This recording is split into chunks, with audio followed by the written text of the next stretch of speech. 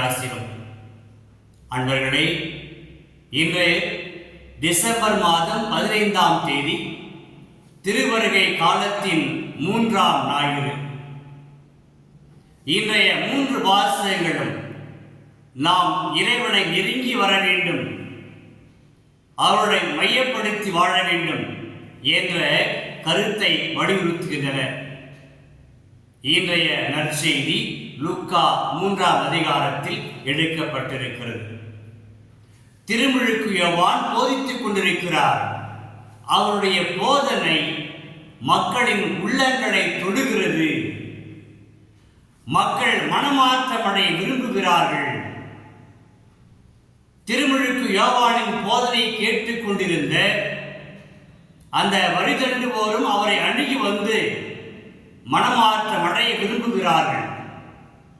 3வது படை வீரர் வந்து மனமாற்றமடைய விருப்பம் தெரிவிக்கின்றார்கள். இவ்வாறு இந்த மூவருமே திருமுழுக்கு யோவானை பார்த்து, நாங்கள் என்ன செய்ய வேண்டும் என்ற கேள்வியை அந்த திருமுழுக்கு யோவானிடம் கேட்கிறார்கள். திருமுழுக்கு யோவான் இவ்வாறு பதில் சொல்கிறார்: உங்களில் உணவு உடைகள் உள்ளவர்கள் இல்லாதவரோடு பகிர்ந்து கொள்ளட்டும். அர்த்தம் என்ன? உங்களில் எவரும் பற்றாக்குறையில் வாழ விடாதீர்கள், குறையில் வாழ விடார்கள். உங்களில் இருப்பவற்றை, உடை உணவுகள் இவற்றை இல்லாத மக்களோடு பகிர்ந்து கொண்டு பகிர்ந்து வாழுங்கள். பகிர்ந்து வாழ திருமுழுக்கு யோவான் அழைப்பு விடுத்தார். 2வது, எவர் மீதும் சுமையை சுமத்தாதீர்கள். என்ன சுமை? மன சுமையை, தேவையற்ற எந்த சுமையையும், குறிப்பாக மன சுமையையும் சுமத்தாதீர்கள். பிறரின் வாழ்வை நோகடிக்காதீர்கள் என்று அறிவுறுத்துகிறார். 3வதாக அவர் அந்த தன்னை தேடி வந்த மக்களை பார்த்து, எவரையும் அச்சுறுத்தி பணம் பறிக்காதீர்கள். அச்சுறுத்தி பணம் பறிக்காதீர்கள். அப்ப தேவையற்ற குறுக்கு வழியில் பிறரை பாழ்படுத்தி பிறரை அமுக்கி நீங்கள் பணம் பறித்து பொருளாதாரம் ஈட்டாதீர்கள். நீங்கள் வாழ விரும்புவது போல பிறரையும் வாழ விடுங்கள். 4வதாக, எவர் மீதும் நீங்கள் பொய்க்குற்றம் சுமத்தாதீர்கள். பொய்க்குற்றம் என்றால் நமக்கு தெரியும், உண்மைக்கு புறம்பானது. அவ்வாறு பொய்க்குற்றம் சுமத்தினால் பிறரின் வாழ்வை நீங்கள் பாழ்படுத்துகிறீர்கள், பிறரின் நற்பெயருக்கு களங்கம் ஏற்படுத்துகிறீர்கள். அவ்வாறு செய்ய வேண்டாம். எந்த விதத்திலும் நீங்கள் பிறருடைய நற்பெயருக்கு, பிறரின் வாழ்வுக்கு களங்கமோ நற்பெயரோ ஏற்படுத்தாமல் பிறரை மதித்து வாழுங்கள். இறுதியாக சொல்கிறார், போதும் என்ற மனநிலையில் வாழுங்கள்.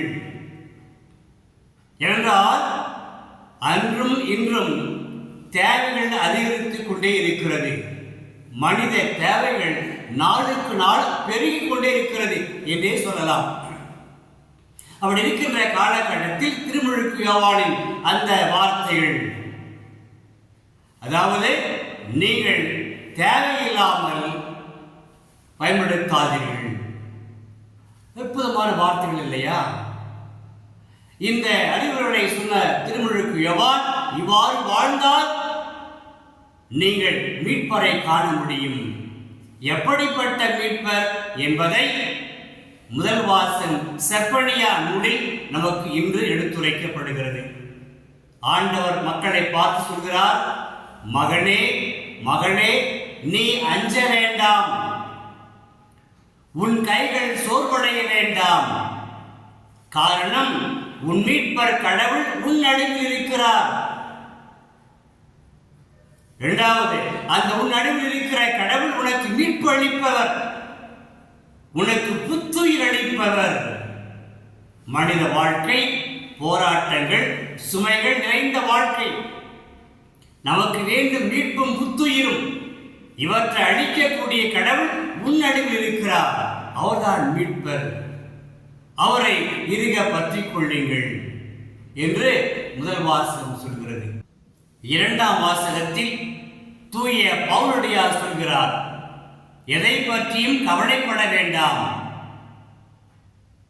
நீங்கள் நன்றியோடு கூடிய மனநிலையில் உங்கள் இறைவேண்டல்கள், மன்றாட்டுக்கள் அனைத்தையும் சேர்த்து விண்ணப்பங்களாக ஆண்டவரிடம் கொண்டு செல்லுங்கள்.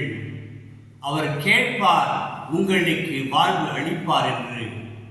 அன்பர்களே, புரிந்து கொள்வோம். மீட்பர் வந்தது நமக்கு வாழ்வு அளிப்பதற்கு, மீட்பு அளிப்பதற்கு, புத்துயிர் அளிப்பதற்கு, நம்முடைய நலவாழ்வுக்கு என்ற இந்த செய்தியை புரிந்து கொண்டு நாம் நம்மை தயாரிப்போம். செபிப்போமா? எங்களின் வானக தந்தையே இறைவா, உம்மை போற்றுகிறோம், உம்மை வாழ்த்துகிறோம், வணங்குகிறோம். இது கொடுக்கிற செய்தியானது மிகவும் வல்லமை உள்ளது.